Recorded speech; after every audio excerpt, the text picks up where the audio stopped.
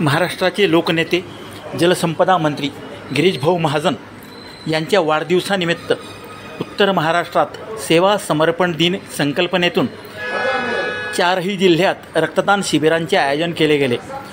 एकूण सुमारे 3,500 रक्ताच्या बाटल्या या शिबिरातून रक्त गोळा केल्या गेले। हा उपक्रम सर्वच नेत्यांसाठी प्रेरणादायी असा असल्याची भावना निर्माण झाली आहे।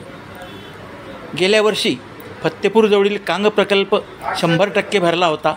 या कांग प्रकल्पातून दरवर्षी शेतीसाठी व पिण्याच्या पाण्यासाठी नदीपात्राद्वारे पाणी सोडले जाते। यावर्षी अद्याप पावेतो पाणी सोडले न गेल्याने शेतकरी व पिके संकटात सापडली आहेत। फत्तेपूर, मादणी, टाकळी, पिंपरी, मेहगाव, निमखेडी व जडांद्री या गावातील शेतीसाठी गुराढोरांच्या पाण्यासाठी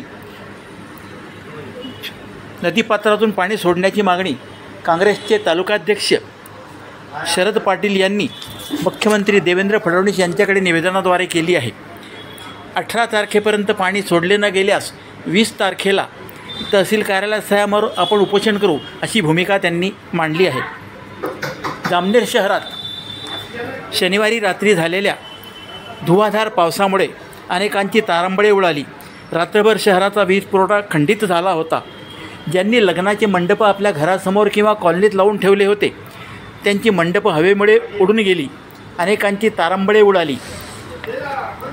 19 मे सोमवारी जामनेर येथे तहसील कार्यालयात लोकशाही दिनाचे आयोजन करण्यात आले आहे।